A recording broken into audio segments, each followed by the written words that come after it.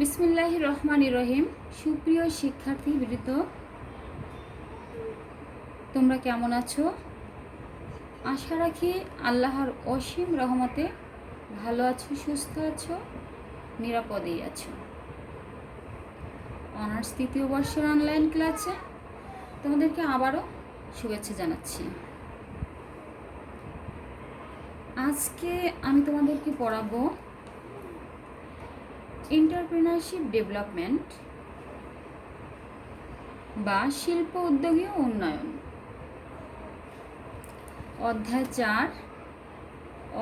4 রয়েছে শিল্প উদ্যোগী প্রেষণা। তো আমরা প্রথমে আসি যে প্রেষণা কি বা প্রেষণা কাকে বলে। ইংরেজি মোটিভেশন শব্দের বাংলা অর্থ প্রেষণা, আর ল্যাটিন শব্দ মুভার থেকে ইংরেজি মোটিভেশন শব্দের উৎপত্তি, যার অর্থ হলো টু মুভ বা চালনা করা। ব্যবস্থাপনার ক্ষেত্রে কর্মীদের আচরণকে নির্দিষ্ট লক্ষ্যপানে চালনা তথা পরিচালনা করার কৌশলকে বলে প্রেষণা। সাধারণত প্রেষণা দ্বারা কর্মীদের কাজের প্রতি অনুপ্রেরণা, উৎসাহ, উদ্দীপনা প্রদান করাকে বোঝায়। এক কথায় বলা যায়, ইচ্ছা অনুযায়ী কাজ পাওয়ার জন্য বা কাজ করার জন্য কাউকে অনুপ্রাণিত করা বা উৎসাহ দেওয়াকে বলা হয় প্রেষণা। অর্থাৎ প্রতিষ্ঠানে নিয়োজিত কর্মীদের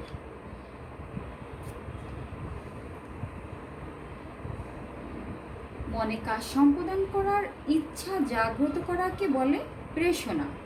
মোট কথা হলো, কর্মীর কাজ করার ইচ্ছার সাথে কিন্তু প্রেষণা জড়িত। একটি ব্যবসা প্রতিষ্ঠান পরিচালনা করতে মানুষ, অর্থ, কাঁচামাল, যন্ত্রপাতি, কৌশল, বাজার প্রভৃতি বিভিন্ন ধরনের উপাদানের প্রয়োজন। কিন্তু তার মধ্যে একটি জটিল উপাদান হলো কি? মানুষ বা হিউম্যান। কারণ অন্যান্য উপাদানগুলোর মতো সহজে মানুষের চারিত্রিক উপাদান বৈশিষ্ট্য,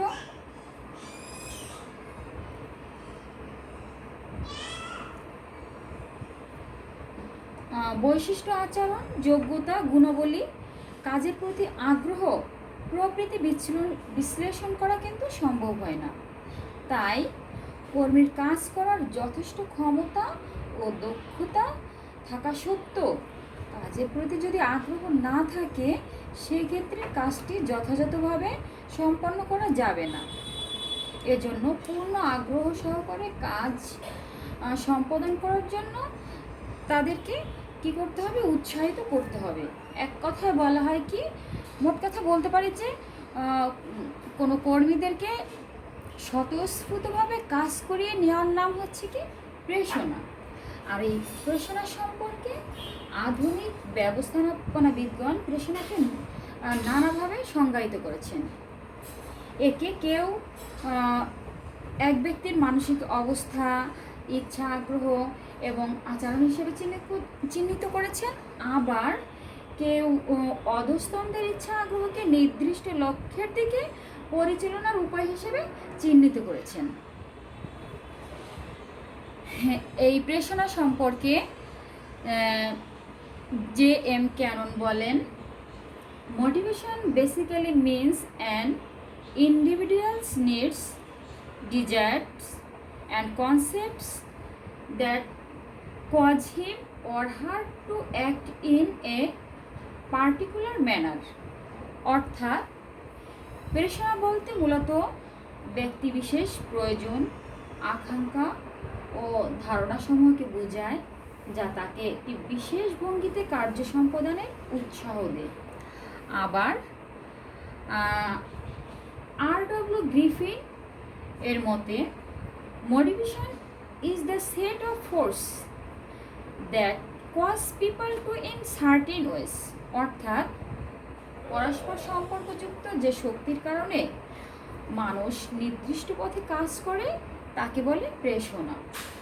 তো প্রেষণা প্রেষণা সম্পর্কে আমরা যেটা বুঝি সেগুলো হলো যে এটি কতগুলো ধারাবাহিক কাজের সমষ্টি।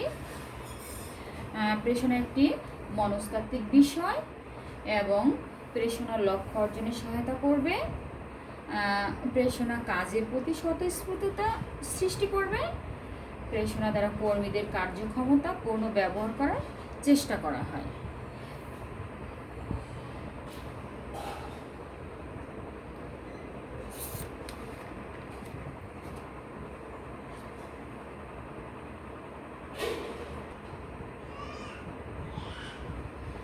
প্রেষণার বৈশিষ্ট্য। প্রেষণা হলো অধস্তনদের প্রত্যাশিত আচরণ করতে উৎসাহিত ও অনুপ্রাণিত করার একটি প্রক্রিয়া, যার ফলশ্রুতিতে কর্মীরা তাদের সাধ্যমতো কাজ করে এবং যা প্রাতিষ্ঠানিক লক্ষ্য অর্জনে অত্যন্ত গুরুত্বপূর্ণ বলে বিবেচিত হয়। ব্যবস্থাপনার অন্যান্য কাজের মধ্যে প্রেষণা কার্যের কতগুলো স্বতন্ত্র বৈশিষ্ট্য লক্ষ্য করা যায়, আমি সেগুলো তোমাদের সামনে তুলে ধরছি। প্রথম হচ্ছে মানুষ হলো প্রেষণার কেন্দ্রবিন্দু। দেখো, মানুষ হলো প্রেষণার কেন্দ্রবিন্দু।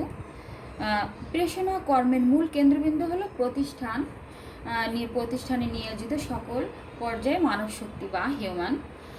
অন্যান্য ব্যবস্থাপকীয় কাজের এ সকল উপায় উপকরণ কম বেশি বিবেচ্য হলো। এক্ষেত্রে জনশক্তিকে কিভাবে উৎসাহিত ও অনুপ্রাণিত করে কাজ আদায় করা সম্ভব তাই বিবেচিত হয়ে থাকে।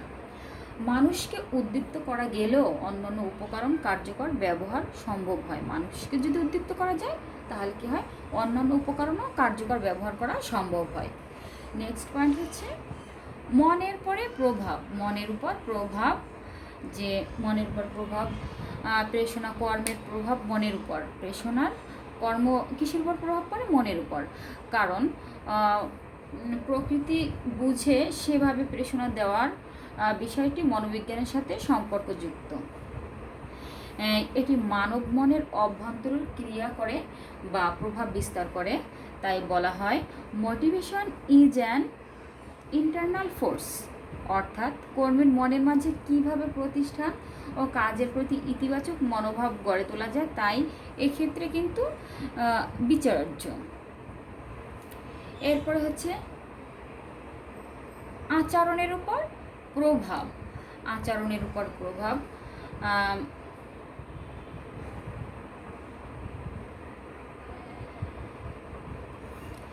প্রেষণা মানব মনের উপর যে ইতিবাচক প্রভাব বিস্তার করে তার ফল কর্মীর আচরণ দ্বারা কিন্তু প্রকাশিত হয়। তাই প্রেষণার উদ্দেশ্যই হলো কর্মীর নিকট থেকে কাঙ্ক্ষিত আচরণ লাভ করা।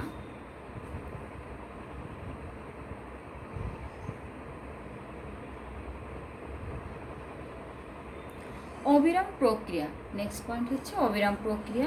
প্রেষণা কিন্তু একটা অবিরাম প্রক্রিয়া। অবিরাম প্রক্রিয়া মনের উপর ইতিবাচক প্রভাব সৃষ্টি ও কাঙ্ক্ষিত আচরণ লাভ কর্মক্ষেত্রে কোনো বিশেষ মুহূর্তের প্রত্যাশা নয়, বরং প্রতিষ্ঠান সব সময় তার প্রত্যাশা করে।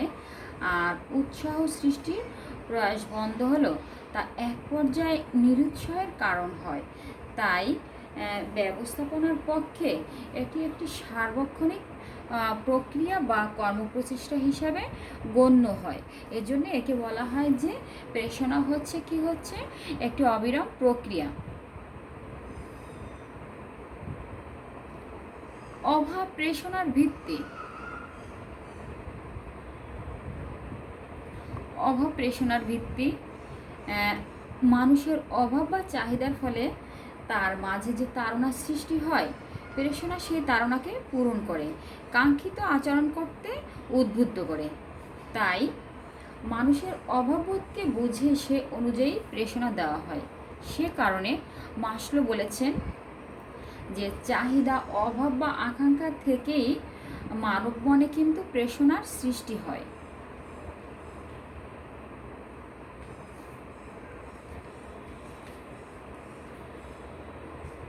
মানসিক অবস্থার ভিন্নতার প্রভাব। মানব মন এতটাই বিচিত্র যে একের থেকে অন্যের কিছু ভিন্নতা থাকে। প্রত্যাশা, ধারণা, উপলব্ধি সবার কিন্তু সমান হয় না। তাই অভাব বা চাহিদাকে সামগ্রিকভাবে মূল্যায়ন করে তদনুযায়ী প্রেষণার দান বা উদ্দীপক নির্ণয়ে সমস্যা হয়ে দাঁড়ায়। প্রতিষ্ঠানের বিভিন্ন পর্যায়ে কর্মরত জনশক্তির পদমর্যাদাগত ভিন্নতার কারণেও প্রেষণার দান জটিল হয়ে পড়ে। এক লাস্ট পয়েন্ট হচ্ছে মনোবল উন্নয়নের প্রধান অবলম্বন। মনোবল উন্নয়ন মানুষের মনোবল গঠনে প্রেষণা প্রত্যক্ষভাবে প্রভাব বিস্তার করে।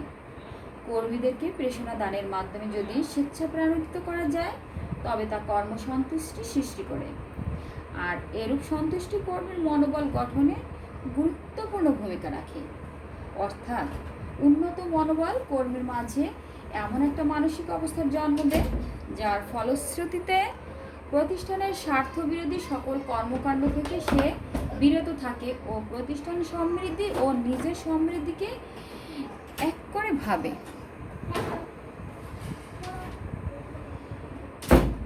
তো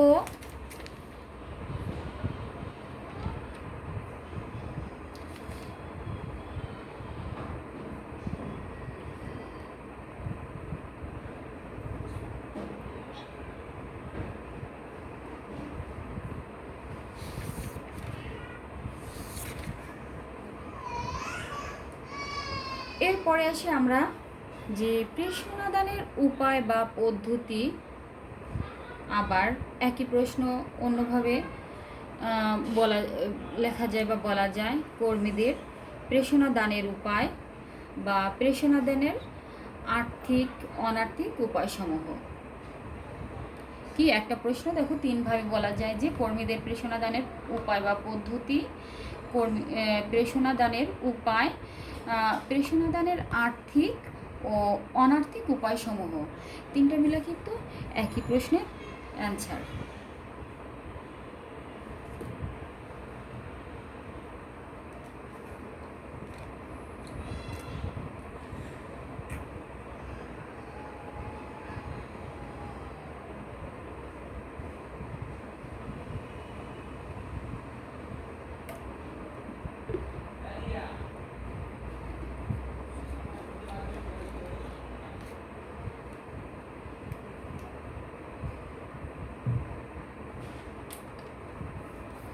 আধুনিক ব্যবস্থাপনায় শ্রমিক কর্মীদের নিকট হতে কাজ আদায়ের প্রেষণা দানের গুরুত্ব সকল মহলে স্বীকৃত। অবস্থা প্রয়োজন অনুযায়ী বিভিন্ন ধরনের প্রেষণা দানের পদ্ধতি রয়েছে। প্রেষণা দানের দুটি পদ্ধতি বা উপায় রয়েছে। আর্থিক পদ্ধতি, আর্থিক উপায় বা পদ্ধতি, অনার্থিক উপায় বা পদ্ধতি। প্রেষণাকে দুভাগে ভাগ করা যায়। আর্থিক প্রেষণা বা 1 নম্বরে আর্থিক প্রেষণা, 2 নম্বরে অনার্থিক প্রেষণা। আর্থিক প্রেষণা এবং অনার্থিক প্রেষণা এই দুই প্রকার।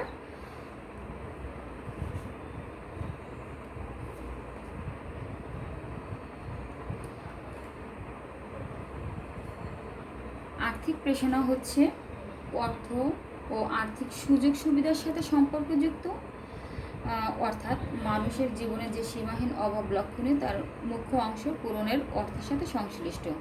অর্থাৎ আর্থিক উপায়ে যে অর্থের মাধ্যমে যে প্রেষণা দেওয়া হয় তাকে বলা হয় আর্থিক প্রেষণা, আর অর্থ ছাড়া যে প্রেষণা দেওয়া হয় তাকে বলা হয় অনার্থিক প্রেষণা বা অনার্থিক উপায়, অনার্থিক প্রেষণা।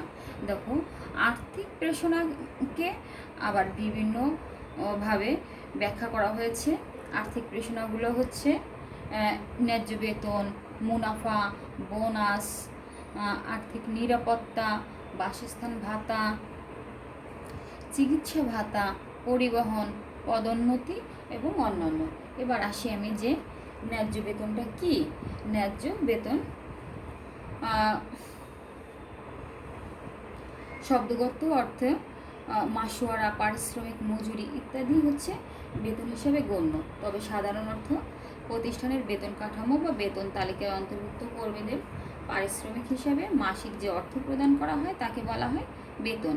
বেতন বলতে এক্ষেত্রে মূল বেতনকেই বোঝায়। উচ্চ বেতন স্বভাবত কর্মীদের উদ্বৃত্ত করে। কর্মী যদি তাকে প্রদত্ত বেতন বেতন কর্মক্ষেত্রে প্রদত্ত বেতন থেকে প্রদত্ত বেতন ঠিকমতো না দেয়, সেক্ষেত্রে কাজের ক্ষেত্রে কর্মী নিরুৎসাহ বোধ করে, আর এর ফলে তার কর্মক্ষমতা হ্রাস পায়। এরপর হচ্ছে মুনাফা। মুনাফাটা কি? পণ্য বা সেবা বিক্রয় থেকে যে লাভ অর্জিত হয় তাকে বলা হয় মুনাফা। সাধারণভাবে মুনাফা মালিকের প্রাপ্য। কর্মীদের যদি মুনাফার একটি অংশ দেওয়া হয়, তাহলে প্রতিষ্ঠানকে নিজের ভাবতে যেমনি তারা উৎসাহিত হয়, তেমনিভাবে মুনাফা বৃদ্ধির জন্য তারা সচেষ্ট থাকে। তাই বোধ সৃষ্টির জন্য আমাদের কোম্পানি আইনে অর্জিত মুনাফার 5% বাধ্যতামূলকভাবে শ্রমিক কল্যাণ তহবিলে হস্তান্তর কথা বলা হয়েছে। মুনাফার একটি অংশ কর্মীদের অতিরিক্ত বোনাস হিসাবে দিলে তা নিঃসন্দেহে কর্মীদের কিন্তু উদ্দীপ্ত করা হয়। এরপরে আসে বোনাস।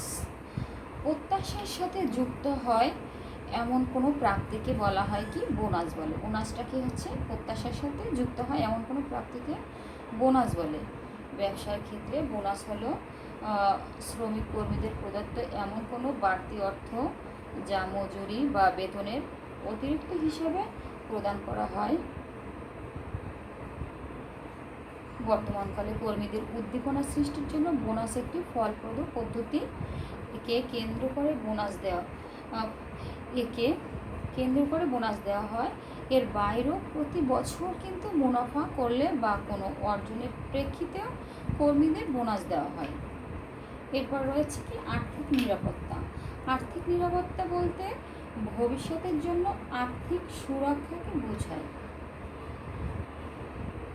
একজন কর্মী তার নিয়োগকারী প্রতিষ্ঠান থেকে বিপদে আপদে অবসরের পর আর্থিক সুরক্ষা প্রত্যাশা করে। এ লক্ষ্যে প্রভিডেন্ট ফান্ড, পেনশন গ্রুপ, বীমা ইত্যাদি সুযোগ বিভিন্ন প্রতিষ্ঠানকে দেওয়া হয়।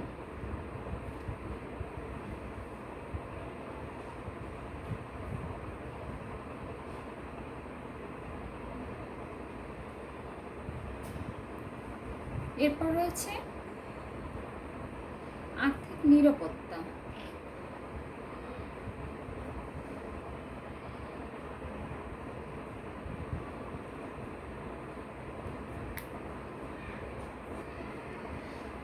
আর্থিক নিরাপত্তা বলতে ভবিষ্যতের জন্য আর্থিক সুরক্ষাকে বোঝায়। আমি আবার বলছি, দেখো, আর্থিক নিরাপত্তা বলতে ভবিষ্যতের জন্য আর্থিক সুরক্ষাকে বোঝায়। একজন কর্মী তার নিয়োগকারী প্রতিষ্ঠান থেকে বিপদে অবসরে পর আর্থিক সুরক্ষা প্রত্যাশা করে। এক্ষেত্রে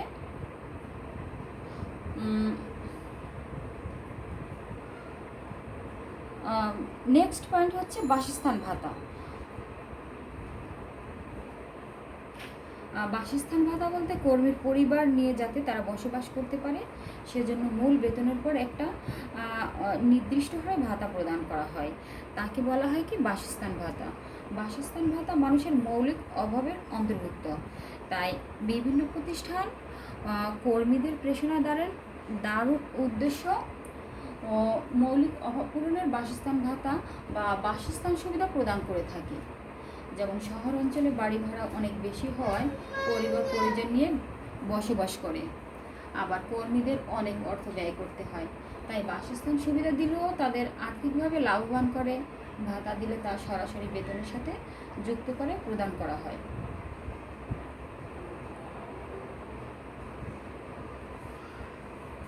চিকিৎসা ভাতা। তারপরের পয়েন্ট হচ্ছে চিকিৎসা ভাতা। কর্মীরা যাতে সুস্থ থেকে কাজ করতে যেতে পারে এবং প্রয়োজনীয় চিকিৎসা ব্যয় নির্বাহ করতে পারে, এজন্য মাসিক বেতনের সাথে নির্দিষ্ট পরিমাণ অর্থ প্রদান করা হলে তাকে বলা হয় চিকিৎসা ভাতা। বড় প্রতিষ্ঠানগুলি শুধু কর্মীর নয়, পরিবারের অন্যান্যদের ক্ষেত্রেও কিন্তু এই চিকিৎসার সুবিধা প্রদান করে থাকে। তাই কর্মীদের সম্ভাব্য ক্ষেত্রে তার পরিবার পরিজন চিকিৎসা ভাতার সুবিধা প্রদান কর্মীদের উদ্দীপ্ত করার আরেকটি উল্লেখযোগ্য উপায়। এর পরের পয়েন্ট হচ্ছে পদোন্নতি। পদোন্নতি কি হচ্ছে? কম দায়িত্ব ও সুযোগ সুবিধা সম্বলিত পদ থেকে অধিকতর দায়িত্ব ও সুযোগ সম্বলিত পদে কর্মীর উন্নয়নকে বলা হয় পদোন্নতি। পদোন্নতির সাথে আর্থিক সুবিধা বৃদ্ধির প্রশ্নটি কিন্তু জড়িত থাকে। এর সাথে ক্ষমতা মর্যাদা বাড়ার পদোন্নতি প্রাপ্তির বিষয়টি কর্মীদের মনে সবসময় উৎসাহ যোগায়। সেজন্য যোগ্য কর্মীকে পদোন্নতি দান এবং ভবিষ্যতে উন্নয়নের সম্ভাবনা দ্বারা খোলা রাখা কিন্তু সম্ভব হয়। অন্যান্য কী কী আর্থিক সুবিধার মধ্যে রয়েছে? অন্যান্য সুবিধা হচ্ছে আর্থিক পুরস্কার, রেশন, ক্যান্টিন সহায়তা, এগুলো অন্যান্য সুযোগ সুবিধার মধ্যে পড়ে। এরপর রয়েছে অনার্থিক উপায় বা পদ্ধতি।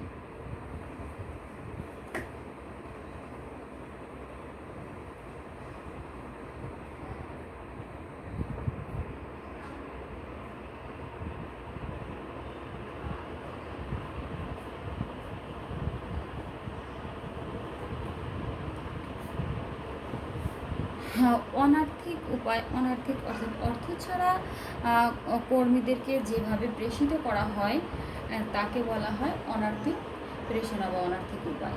এর মধ্যে রয়েছে দেখো সুষ্ঠু কর্মপরিবেশ। কর্মীরা যে পারিপার্শ্বিকতায় কাজ করবে সে পরিবেশ যদি সুস্থ না হয় সেক্ষেত্রে কিন্তু কর্মীরা সুন্দরভাবে কাজ সম্পাদন করতে পারবে না। পর্যাপ্ত জায়গা, যেমন পর্যাপ্ত জায়গা, আলো বাতাসের সুব্যবস্থা, পরিষ্কার পরিচ্ছন্নতা, সাজানো গুছানো পরিবেশ, উপযুক্ত নিয়ম নীতি, উত্তম শ্রম ব্যবস্থাপনার সম্পর্ক, সব মিলিয়ে প্রতিষ্ঠানে সুষ্ঠু কর্মপরিবেশ গড়ে ওঠে। কর্মী যেখানে কাজ করে সেই স্থানের পরিবেশ উন্নত হলে কর্মীর মনোবল কিন্তু উন্নত হয়। এছাড়া বিভিন্ন ধরনের সুযোগ সুবিধা যেমন পর্যাপ্ত ওয়াশরুম, সুপরিসর ক্যান্টিন, বিশ্রামাগার, রুম, প্রার্থনাগার ইত্যাদি ব্যবস্থা থাকলে কর্মী কিন্তু খুশি হয়। তারপর রয়েছে নিরাপত্তা। ঝুঁকিমুক্ত ভয়হীন পরিবেশ কাজ করতে পারার বিষয়টি কার্যক্ষেত্রে নিরাপত্তা হিসেবে গণ্য করা হয়। অর্থাৎ কর্মীর কাজের ক্ষেত্রে যদি নিজেকে নিরাপদ মনে না করে তাহলে সে কিন্তু কাজ করতে নিরুৎসাহিত হবে। আর সেজন্য কাজের ক্ষেত্রে ঝুঁকির পরিমাণ যথাসম্ভব কমানোর চেষ্টা করা দরকার। তাই চাকরিতে যাওয়ার ভয় যাতে তাকে ব্যাকুল না করে সেদিকেও কিন্তু খেয়াল রাখতে হবে। এরপরে রয়েছে আকর্ষণীয় কাজ। আকর্ষণীয় কাজ তো সন্তুষ্ট চিত্রে কাজ করতে পারে একজন কর্মীর পক্ষে এমন কাজকে বলা হয় কি আকর্ষণীয় কাজ। কর্মীরা আনন্দদায়ক ও স্বতঃস্ফূর্ত অংশগ্রহণকে বলা হয় আকর্ষণীয় কাজ। তাই কাজে আনন্দপূর্ণ করা এবং কর্মীরা যাতে কাজ করতে পারছে সে বিষয়ে গুরুত্ব দেওয়া প্রয়োজন। তদুপরি কর্মীর প্রাণবণতা এবং অনুসন্ধান এবং সে বিষয় অনুযায়ী কাজ দেওয়া কিন্তু উচিত। এরপর রয়েছে উত্তম ব্যবহার। একজন ব্যক্তির অবস্থান বিবেচনায় তার নিকট থেকে যে ব্যবহার প্রত্যাশা করা হয় তাই হলো উত্তম ব্যবহার হিসেবে বিবেচিত। ভালো ব্যবহারের যেমন অর্থ ব্যয় হয় না, তেমনি এর ফলও কিন্তু অত্যন্ত বেশি। একজন নির্বাহী তার তত্ত্বাবধায়ক যদি অধস্তনদের সাথে সদয় ব্যবহার করে এবং যোগ্য শিক্ষক হিসেবে তাদের মনোনয়নের চেষ্টা করে তাহলে সহজেই কিন্তু অধস্তনরা স্বতঃস্ফূর্তভাবে কাজ করবে।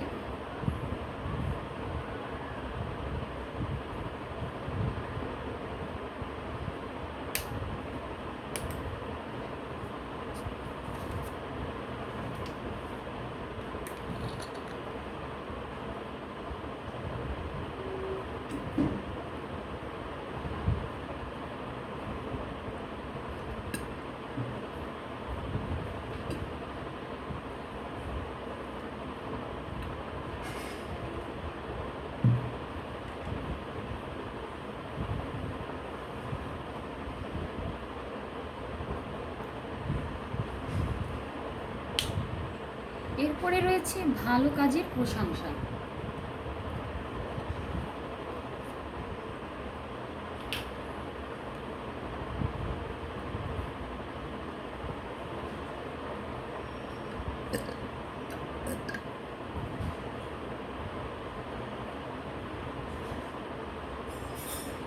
কর্মীদের প্রেষণাদানের অনার্থিক উপায়ের মধ্যে আরেকটি গুরুত্বপূর্ণ পয়েন্ট হচ্ছে ভালো কাজের প্রশংসা, অর্থাৎ তারা যে কাজ করছে সেই কাজের গুণাবলী প্রশংসা করা হচ্ছে। প্রশংসা করা হলে তাদের কাজের প্রতি আগ্রহ আরও বেড়ে যায়। তাই তাদের কাজের জন্য যেমনি প্রয়োজন নির্দেশনা দেন, তেমনি তত্ত্বাবধান করতে গিয়ে তাদের কাজের প্রশংসা করা উচিত। এরপর আছে প্রশিক্ষণ।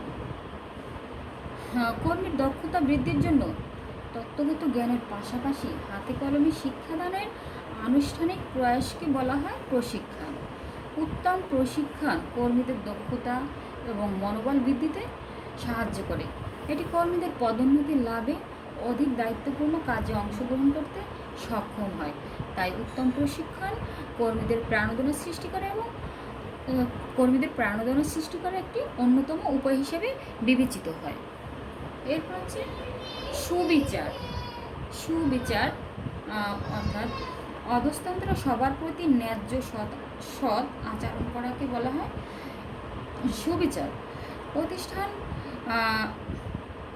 যাতে কোনো কর্মীর প্রতি অন্যায় অবিচার না করা হয়, এবং অন্যায় অবিচার করলে কর্মীরা ক্ষুব্ধ হয়ে যেতে পারে, সেক্ষেত্রে কর্মীদের প্রতি সবসময় সুবিচার করতে হবে। এরপরের পয়েন্ট হচ্ছে প্রতিষ্ঠানের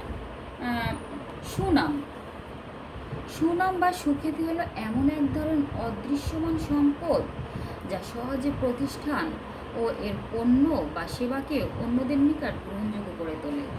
কর্মীরা যে প্রতিষ্ঠানে কাজ করে তার সুনাম সুখ্যাতি অন্যদের পাশাপাশি কর্মীদের মাঝেও কিন্তু প্রাণোদনা যোগায়।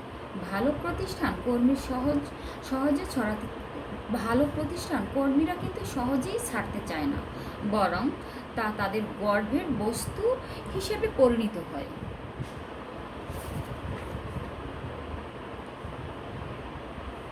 এরপর হচ্ছে অন্যান্য প্রাণোদনামূলক কাজ।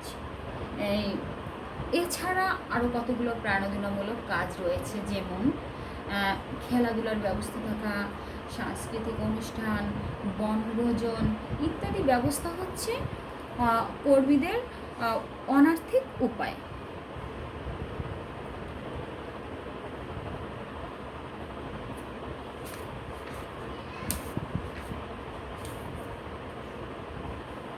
তারপরে আমরা আসি যে মাসলের চাহিদা সোপান তত্ত্ব। একটা অভাব বা চাহিদা পূরণ হলে আর একটা অভাব মানুষের সামনে এসে দাঁড়ায়। চাহিদার এইরূপ পরিবর্তন ধারায় মানুষকে কিভাবে প্রেষিত করা সম্ভব সেই সম্পর্কে যে তত্ত্ব দিয়েছেন তাকে বলা হয় মাসলের চাহিদা সোপান তত্ত্ব। অভাব ও এর পরিতৃপ্তির সাথে প্রেষণার বিষয়টি বিশেষভাবে সম্পর্কযুক্ত, কিন্তু অভাব অসীম এবং একটি অভাব পূরণ হলে আর একটি অভাব তার স্থান দখল করে। তাই পূরণের সাথে সাথে অভাব যে এর রূপ পাল্টায় তার উপর পরীক্ষা নিরীক্ষা চালিয়ে এইচ মাসলো এরূপ তত্ত্ব দাঁড় করিয়েছেন। মাসলো যে তত্ত্ব চাহিদা সোপান তত্ত্ব দিয়েছে তা আমি চিত্রের মাধ্যমে তোমাদের সামনে উপস্থাপন করছি। দেখো চিত্র মাসলোর চাহিদা সোপান তত্ত্ব। আত্মপ্রতিষ্ঠার চাহিদা। প্রথম চাহিদা হচ্ছে জৈবিক চাহিদা, নিরাপত্তার চাহিদা, সামাজিক চাহিদা, আত্মতৃপ্তির চাহিদা, আত্মপ্রতিষ্ঠার চাহিদা। তো জৈবিক চাহিদার মধ্যে কি কি রয়েছে দেখো। ন্যূনতম বাঁচার প্রয়োজনকে জৈবিক চাহিদা হিসেবে আখ্যায়িত করা হয়।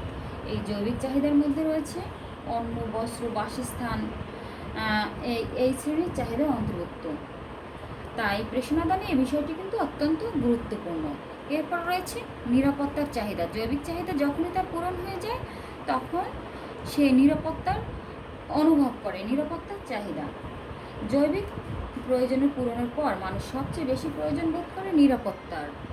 ভয়হীন, ঝুঁকিমুক্ত, নিরাপদে বাঁচতে পারার চাহিদাকে বলা হয় নিরাপত্তা। সে নিজেকেও তার পরিবারকে বর্তমান ভবিষ্যৎ অনিশ্চয়তা ঝুঁকির হাত থেকে রক্ষা করতে চায়। এজন্য সে চায় চাকরির স্থায়িত্ব, ভবিষ্যৎ নিরাপত্তা, উন্নয়ন ও বাঁচার সুযোগ। যখন এটা পূরণ হয়ে যায় তখন সে চলে আসে সামাজিক চাহিদায়। সমাজের একজন গুরুত্বপূর্ণ সদস্য হিসেবে অন্যদের সাথে মিলেমিশে চলার চাহিদাকে বলা হয় সামাজিক চাহিদা। মানুষ যখন নিরাপত্তা বোধ তৃপ্ত হয় তখন সে বন্ধুবান্ধব অন্যদের সাথে মিলেমিশে থাকতে চায়। এ পর্যায়ে সে বিভিন্ন সামাজিক ক্রিয়াকলাপে উৎসাহিত হয় এবং নিজেকে সমাজের সাথে সম্পৃক্ত করতে ভালোবাসে। যখন এটা পূর্ণ হয়ে যায় তখন সে যে আত্মতৃপ্তির চাহিদা হচ্ছে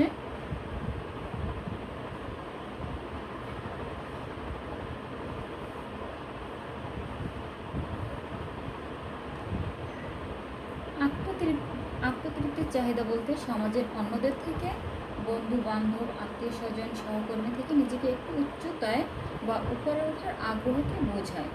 এরূপ চাহিদা একজন ব্যক্তির সুনাম, সুখ্যাতি, যশ, অহংকারবোধ ইত্যাদির সাথে সংশ্লিষ্ট। এ পর্যায়ে সে বড় বাড়ি, দামি গাড়ি, বড় চাকরি ইত্যাদির অভাব বোধ করে। অ্যাট লাস্ট হচ্ছে আত্মপ্রতিষ্ঠার চাহিদা। উপরোক্ত অভাব পূরণ হলে সে চাহিদা মানুষকে আকর্ষিত করে, তা হলো আত্মপ্রতিষ্ঠার চাহিদা। আত্মপ্রতিষ্ঠার চাহিদা বলতে অবশিষ্ট জীবনে এমনকি মৃত্যুর পরও সমাজের মাঝে নিজের নাম যশকে প্রতিষ্ঠিত দেখতে চাওয়ার প্রত্যাশাকে বোঝায়। এ পর্যায়ে সে তার প্রতিভার সর্বাত্মক রূপে অগ্রসর হতে চায়। তো মাসলের চাহিদা সোপান তত্ত্ব হচ্ছে কি একটার পরে একটা চাহিদা পূরণ করা। একটার পর যখন একটা পূরণ হয় তখন আর একটা যায়, সেটা যখন পূরণ শেষ হয় তখন অন্যটা যায়, এভাবে একের সাথে